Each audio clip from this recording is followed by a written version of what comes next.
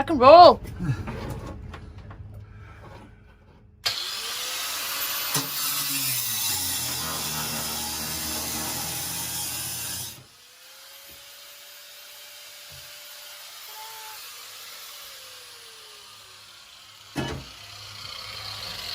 Da, da, da, da.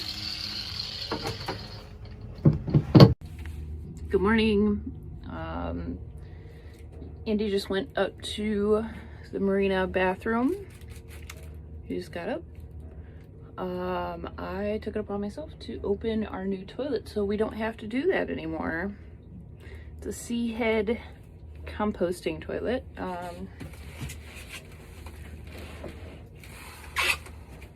And yeah, it's a bucket essentially.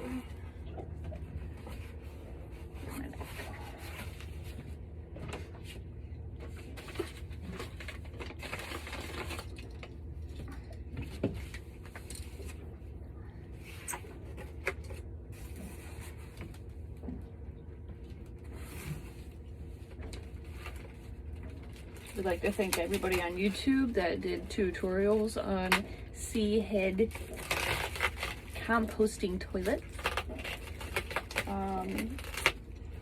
They're very educational. They gave us lots of not inspiration, but a lot more confidence in getting a sea head. Because we've been in boats that smell like pee. And they're gross. We don't want our boat to smell like pee. It doesn't smell like pee right now. It is messy, but it doesn't smell like pee. I can do with messy. I can't do pee smell. We've also been told that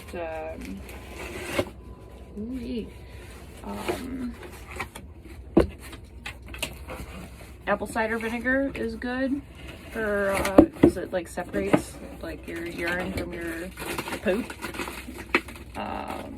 So we're gonna do that. We gotta go to the store today.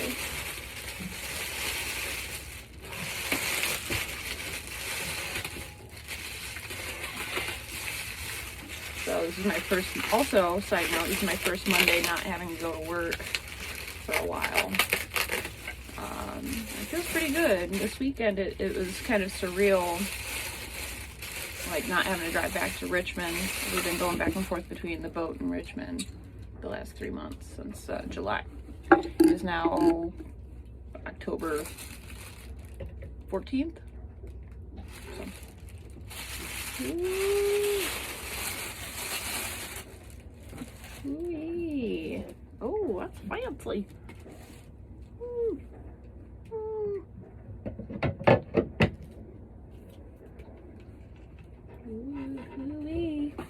Nicer than I thought it was going to be. It's like heavy duty. We're like, okay, we're going to be shitting in a bucket. It's like a really nice bucket. Like, I'm cool with it. We spent about $600 on it. Other sea heads are going to be like more expensive. This is kind of the good old trusty middle class composting toilet, which I'm okay with.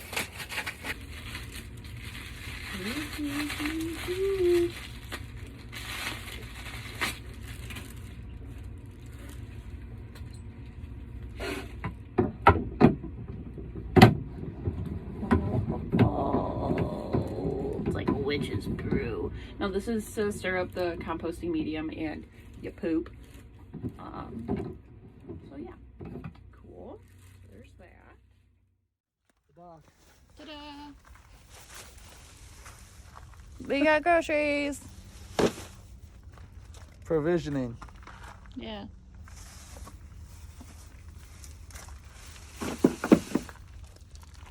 Lot of foods that can be stored and they're not like frozen or refrigerated. Although we have a refrigerator that works extremely well. It gets ice in it even, but it's not, I can only run it for like 3 days. Unless there was 3 days straight of just wind and sun, then I could run it forever. But We can only run it a few days. So when we want cold beers, we got a fridge. Oh, we should go get some wines. And some cocktails for you. And some what? And some cocktails for you. Like a bottle and some olive juice. And some olives would be perfect.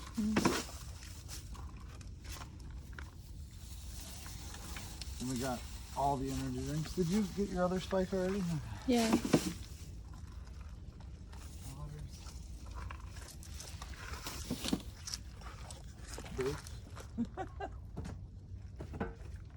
Okay. We're gonna go stash this in a boat. Wish us luck.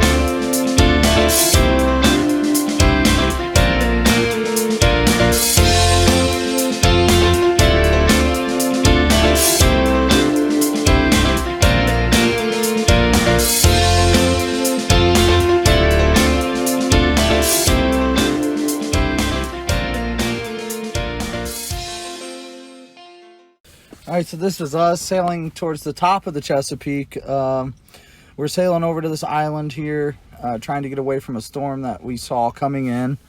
Got our big jib out, light winds. It was like the calm before the storm. And this is Mike, the fellow from our last episodes. You may recognize him. He helped us sail the Chesapeake down to Norfolk. We're actually sailing into like a man-made C-shaped island, and in the background you might be able to see there's a lot of barges that are filled with dirt because they're moving earth around to make these new islands. We tried to get back behind there to hide from the wind and the waves. And this is actually our first night that we're going to be anchoring for this trip. This is our first time ever. We had practiced sailing, but not a lot of anchoring. Yeah, there wasn't much anchoring practice done, and this was like a crash course, you know. And we did it, and it went off without a hitch. We didn't slip or anything, so that's good. This here is a video of the storm rolling in, big storm, and You can hear on the radio they're calling for up to 33 knots. It got over that. I think it blew 40 plus that night we were there. As you can see, here's the barges we were talking about. It's really hard to see what the waves are doing on video, but if you watch the bow of the boat, and just the white of the boat compared to the horizon. This video doesn't show it very much, but just stay tuned and just keep on watching for it. Also, we had Mike on board. He was just sitting down there, sleeping, snoozing, relaxing. He's done this before, so he didn't really mind at all. Meanwhile, we're prying our fingernails out of the ceiling. Yeah, we were very nervous. Obviously, it was our first anchoring experience, and it was in a pretty good sized Chesapeake storm. And if any of y'all had been in a Chesapeake storm before, you know what it's like. Here on this section of the video, you can see the barges more clearly. You can also see the motion of the boat a little more clear too, and how it's moving. In the background, you can see barges swinging, like this barge here. Just the amount of swing and the amount of force it takes to move one of these barges is incredible. So the fact that it's swinging like that is remarkable in itself. That's a big vessel to be moving around. It doesn't look like it's moving very fast, but for that big of a vessel, it's moving quick. Yeah, we clocked in this storm quite a few times. Here's another video. It's done by me, so sorry about the shakiness. I'm not the greatest at behind the camera. But this is another angle of the storm. As you can see, here's all the barges moored, tied up to moorings next to us. Yeah, just keep an eye on that horizon. It's very choppy. It's not. It's different than the ocean. It's not. Yeah, it's not an ocean storm. Yeah. But this next video coming up is from inside the cockpit, and you'll see just exactly how rough it gets. We're swinging like bad because the wind's switching up in the storm.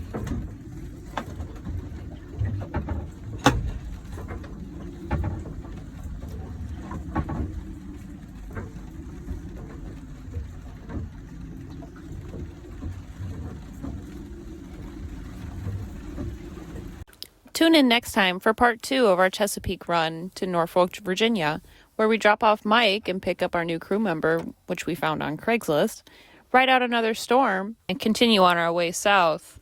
Also, don't forget to like and subscribe, check out mda.org, check out our Instagram for real-time updates.